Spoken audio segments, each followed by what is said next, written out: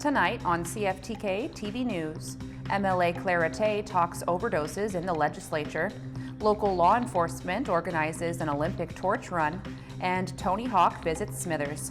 Northwest BC's only television news team. We are CFTK-TV News. Hello, and thanks for joining us on this Thursday, May 29th, 2025. I'm Jaylene Matthews. We begin tonight with our news local to the Northwest. The addiction and overdose crisis in this province has our local Skeena MLA, who is also critic for mental health and addictions, speaking out in the legislature. Here's CTV's Craig Krause with more. She deserved better, and this government failed her. When will supportive housing live up to its name in BC? That's the question Tyler Gibbs is asking the BC NDP government, a year after his mother, Diane Chandler, was found dead inside her supportive housing unit in Surrey. In my mom's suite in particular, we found all those crack pipes. My sister and I, when we were clearing her things, I think it was 14, I think. His mother said to have been misidentified during a wellness check, left in her room dead for 11 days. An environment intended to help people with addiction, something Gibbs says was anything but. It was really horrifying for me as well to see that. Sparking calls for change on the floor of BC's legislature Wednesday. He told me he doesn't want another empty condolence or carefully worded excuse. He wants accountability. Minister of Housing Ravi Kahlon responding, saying changes have been made. Now, every single supportive housing site is required to have a wellness check done on every individual in the room every 24 hours. While also required to verify each resident and have a plan to notify family members immediately. And that didn't happen in this family's case, and I'm very sorry for the family, but it has made significant systemic changes in all of our housing. The minister says the province does support those addicted with levels of care such as supportive housing options without drug use. The BC Conservatives unsatisfied with the response. I certainly haven't seen any evidence of that. Anybody I've spoken to on the street has told me they will not go into supportive housing because it's more dangerous. They'd rather stay sleeping in a tent. A back and forth, something that won't bring back Chandler. If something can change out of this because of her death, that would be something, and something she would be happy about. The Conservatives are asking for an independent review of all deaths in provincially funded supportive housing, along with a shift away from facilities with drug use. Craig Krause, CTV News, Vancouver. The weekend after next, a major community event put on by the police will get a helping hand from none other than an Olympic torch. CFTK's Kale Maslin has more information. On Saturday, June 7th, an event that is meant to support the BC Special Olympics and is being put on by the Terrace RCMP will see a recognizable item from the past make an appearance during its runtime. The law enforcement torch run for Special Olympics BC is happening around the whole province of BC, and in Terrace, it will go for around 5 kilometers, mainly on the Millennium Trail, starting at the Terrace RCMP Detachment Building, stopping at Frank Street, and then turning back again. And for the actual torch part of the event organizer, Constable Kelly Cates, was able to get in contact with Terrace's longtime former Deputy Fire Chief, Dave Jepson, who still had possession of a torch used during the Vancouver 2010 Olympics that he got to keep. So during the Olympics run-up, the idea was that they were going to have a lit torch, obviously, go across the country, which is going to be used for obviously to light it, especially in Vancouver. Terrace was picked at that point in time as one of the destination places to have a Special Olympic cauldron. And that would set off a chain of events for our community. It was incredible. It was really great for Terrace to have that focus and have people come to town and to take part in it. I think it was a special day for the community. It was definitely a special day for me. I was picked through committee members and whoever within the system in Terrace to be a torch bearer during the event. And more special for me was I was actually designated as the last person, and I lit the torch to start the events in regards to the 2010 Olympics for Terrace. So Constable Cates also later disclosed that it had been quite a while since this event had been done in Terrace, while also telling how the idea to put it on came about as well. To my knowledge, this is the first time it's been done in Terrace. At least in the last 12 years for sure it hasn't been done. And so I usually try to have something on the go in the spring for community activity. In the past, we've done bike rodeos, things like that. And the torch run was something that had come up in the past as a possibility. And this year, it just seemed like the perfect time to initiate it. Both Kates and Jepson have grown increasingly excited for the event and are encouraging everyone to come support it by registering online to not only take part in the run itself, but also to hear several speeches at the opening ceremony and for the barbecue after the run ends that's being sponsored by several local community businesses. For CFTK-TV News, I'm Kale Maslin. A newly renovated skate park opened in Smithers today, and a skateboarding legend has paid a visit to the town to christen it. The Smithers Skate Park posted this video today with Hawk inviting residents to the event that took place at 3 p.m. Hey, what's up, Smithers? It's Tony Hawk. Someone told me there's a skate demo happening at your new park. That's pretty cool. I may have to check it out. Other big names in skateboarding, Grayson Fletcher and Lizzie Armanto, were also there to demo the new park. We sent a reporter to the event this afternoon, and we'll have a report for you from the event tomorrow.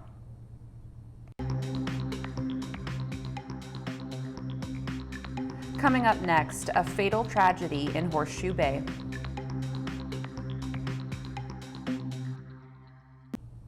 Thanks for staying with us. The controversial bill to fast-track public and private infrastructure projects in British Columbia has passed. The bill passed third and final reading by a 47-46 vote Wednesday evening. All New Democrats voted for the legislation, while all 41 Conservatives, both BC Greens, and the 3 Independents were against it. The passage of Bill 15 comes after it has faced weeks of criticism from Indigenous groups, municipal officials, environmentalists, and some business leaders who say the legislation gives Cabinet too much authority when it comes to appointing provincially significant projects. And a tragic fatal bus crash occurred near Horseshoe Bay Ferry Terminal yesterday. CTV's Craig Krause reports from Horseshoe Bay. Chaos erupted where we're standing near the Horseshoe Bay Terminal Wednesday afternoon after police received reports that people were pinned underneath a transit bus at approximately 3:30, a collision that claimed the life of one child. We can confirm that a 4-year-old boy died at scene. His mother is in critical condition, and her friend is in stable condition. West Vancouver police say speed was not a factor, but a criminal offense has not been ruled out. The transit driver underwent police questioning and is cooperating with investigators, and the bus has been seized in the meantime. This is a serious, life-changing event for the victims, their families, witnesses, and many others. A witness who spoke to CTV News held back tears describing the scene. I saw the hubcap of the bus front go flying. I heard screaming, and it was just horrible. I'm gonna have nightmares. And police say support is available for anyone affected by the tragedy and to not hesitate to reach out if you do need help. In the meantime, investigators are asking anyone with information or video of the incident to come forward. Craig Crow, CTV News, Horseshoe Bay. Violence in Abbotsford has left one teen dead and the community in mourning, and a suspect has yet to be identified. Here's CTV's Michelle Bernoro. As homicide investigators search for answers, family, friends, and the community are grieving the killing of Billy Ledoux. There is a growing memorial at the park where Billy was killed after a fight broke out Sunday night. I've seen the impact that this has had on my community, and it's absolutely heartbreaking. There are flowers and photos and friends who continue to come by. They say Billy always had a smile. To some, he was like family. He was my best friend. More than that, he was my brother. Not blood, but heart. He was bright, he was loud, he was funny. He was the glue of our group. On Tuesday, about 200 people gathered for an emotional vigil where there were calls for calm. People were urged not to retaliate. It's just terrifying to think that happened in such a safe place. Police are reviewing video from the area as they try to track down a suspect. Investigators are working tirelessly to put the pieces together, and we welcome any information from people who were in the area at the time. According to an online post, Billy had 7 siblings and was part of a family who loved him to bits. Meanwhile, friends say they will continue to return to the park and carry their memories of Billy with them. Some of those who knew Billy described him to us as a sweet and kind boy. One friend saying he was a good kid with a good heart. Michelle Bernoro, CTV News, Abbotsford. Turning to the weather, the sun rose at 5:05 a.m. this morning in the northwest and sets at 9:58 p.m. tonight. Tonight on the north coast, expect conditions to be cloudy with a 30% chance of showers this evening. Rain beginning near midnight, winds from the southeast at 20 kilometers an hour, gusting to 60 over exposed coastal sections in the early evening, and a low of 8 degrees. Over the next few days on the north coast, expect rain, clouds, and periods of rain over the weekend. Then a mix of sun and clouds Monday, daily temperatures between 11 and 13 degrees, overnight lows between 7 and 8 degrees. Tonight in the Terrace-Kitimat area, expect clouds with a 30% chance of showers and rain beginning before morning. Winds from the south at 30 kilometers an hour, gusting to 50, becoming light later on, and a low of 7 degrees. Over the next few days in the Terrace-Kitimat area, expect rain Friday, showers Saturday, and a mix of sun and clouds on Sunday and Monday. Temperatures rising from 11 to 22 degrees, overnight lows between 5 and 9 degrees. Tonight in the Bulkley Valley and Lakes District, expect conditions to be cloudy, with increasing cloudiness overnight and a low of +2 degrees.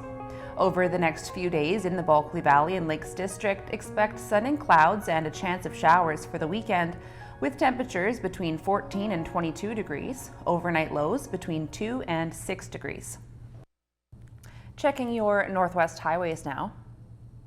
On Highway 16, there's construction work with a detour in Prince Rupert. There's also bridge maintenance, utility work, and road sweeping going on. On Highway 37, watch for bridge construction, frost heaves, as well as road sweeping. On Highway 37A, there's a section with falling rocks. On Highway 118, watch for roadside brushing, as well as shoulder maintenance. And this is what the roads were looking like this afternoon around the region from the view of the province's highway cams.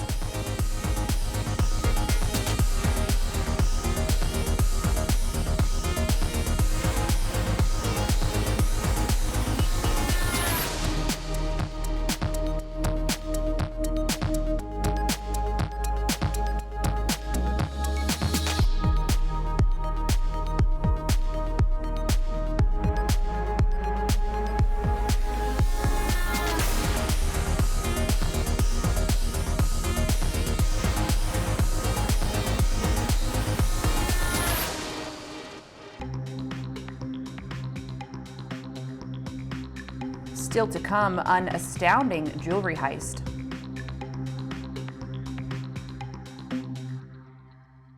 Welcome back. Crippling wildfires in northern Manitoba have forced some 17,000 people from their homes. Premier Wab Kinew says he believes it's the province's largest such exodus in living memory. Prime Minister Mark Carney has agreed to deploy the military to help with evacuation flights to Winnipeg. The province is currently under a state of emergency. Prime Minister Mark Carney has now had his first question period, and it led to a few revelations. CTV's Mike Lecouteur has the story from Ottawa. In his first question period, it only took a few moments for the Prime Minister to get his first heckle. Could you also indulge me to... Carney took it in stride, answering 9 questions from the opposition benches, a departure from the last 9 years when Prime Minister Justin Trudeau took all questions on Wednesdays. But it didn't detract from the debate. Mr. Speaker, with the throne speech yesterday, Liberals have effectively admitted that it was their policies that caused the suffering for Canadians. Canada's new government, Mr. Speaker, is acting immediately to grow this economy, 1 Canadian economy out of 13, nation-building projects, 1 project office, working with the provinces to cooperate. We expect the support from the members opposite. Hear, hear. Conservatives will support the Liberal middle-class tax cut in an early sign of cross-partisan collaboration. We will vote for every tax cut, always and everywhere. We love taxpayers, and we want taxpayers to be better off. After losing his seat in the election, Pierre Poilievre is shut out from the daily debates of question period, even though he remains party leader. I'd love to be in there. It's a great place. I love the House of Commons. I love the excitement and the thrill, and I've never really been a spectator. Poilievre is expected to run in a by-election after one of his MPs steps aside. But until then, the Conservative leader will have to watch question period from the public gallery or from outside the chamber. An astounding jewelry heist now out of California, and the culprits are still at large. Here's ABC's Andrea Fuji. Caught on camera, a brazen jewelry heist in Southern California. Everything, bro! Okay. That's all the customers, bro! $2 million in jewels stolen at this family-owned store in Simi Valley. This is a life-altering tragedy for us. The thieves cutting a hole in the roof of the neighboring candy shop. One of the burglars then seen here sliding on the ground before covering the security cameras with spray paint. Then spending hours cutting through the wall and right into the jewelry store's 5,000-pound safe. They cut through 8 inches of safe wall and concrete to get into my safe. Inside, gold, cash, and heirloom jewels being repaired.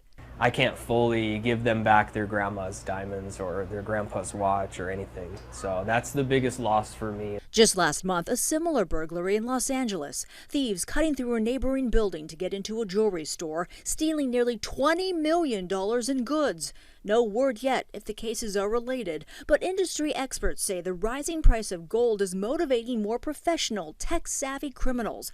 Crimes against jewelers fell last year, but the losses were actually higher, up 7% to more than $142 million. Some of those losses on display here. Suspects holding stacks of cash after targeting a jewelry store near New York City. As business owners, we worry, who's next? Who's going to be the next person they're going to try and break into? No arrests yet in those California burglaries. The owners of the store of the latest burglaries say they couldn't insure everything that was in the safe, so it's a total loss. Andrea Fuji, ABC News, New York. Turning to the markets now, Canada's main stock index fell and U.S. markets rose today. The Canadian dollar rose slightly. The price of gold rose $21.50. Oil dropped 90 cents, natural gas dropped 3 cents, aluminum rose $8. In Toronto, the TSX dropped about 73 points, the Venture Index fell almost 6. In New York, the Nasdaq rose almost 75 points and the Dow Jones rose by 117. Still ahead, BC students make a huge accomplishment.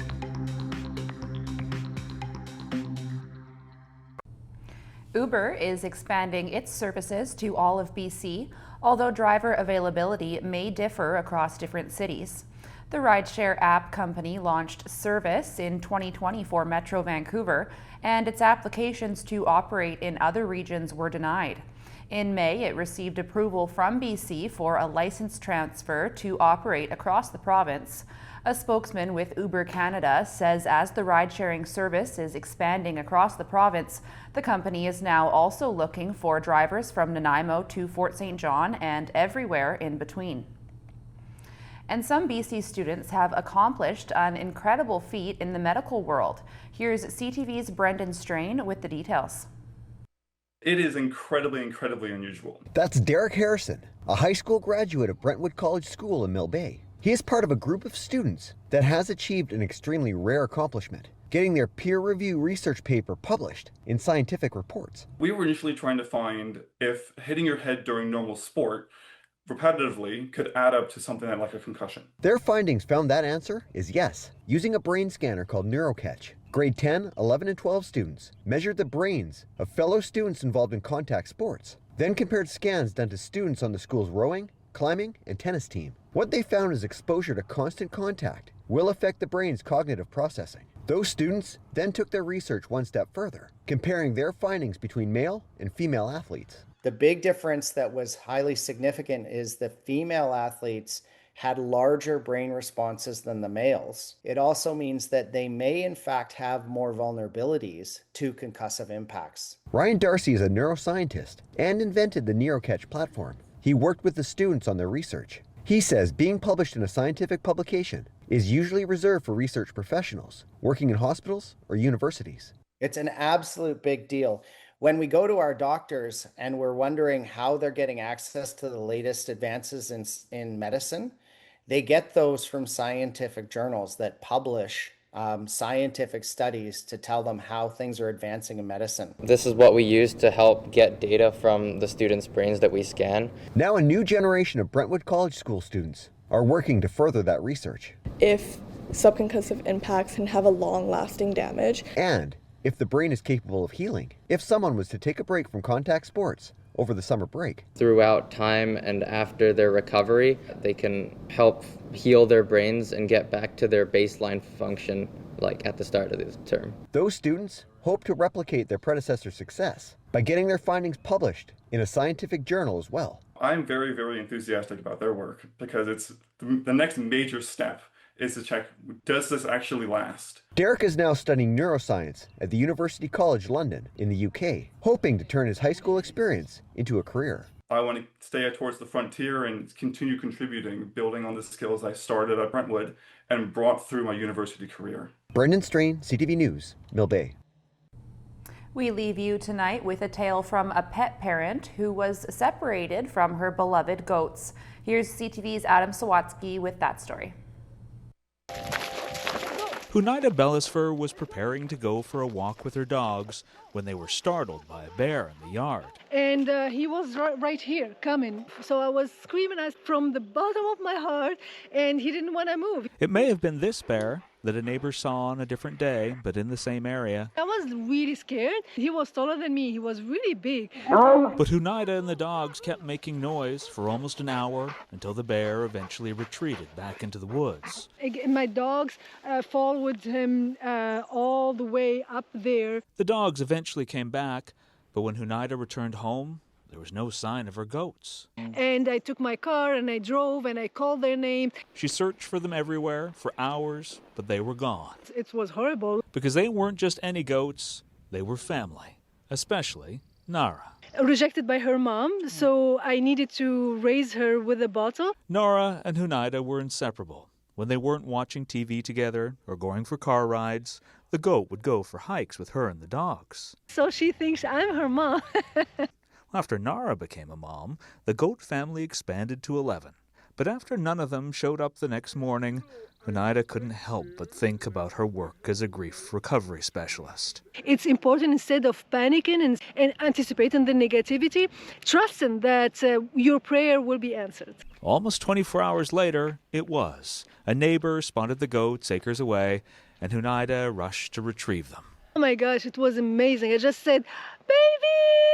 And they were stuck there, but when they saw me, they come running. Whether the goats were originally scared by the bear's arrival or by all the noise being made before its departure, Hunaida couldn't be more grateful that she never gave up hope and her furry family is reunited. They're my babies. They're not goats.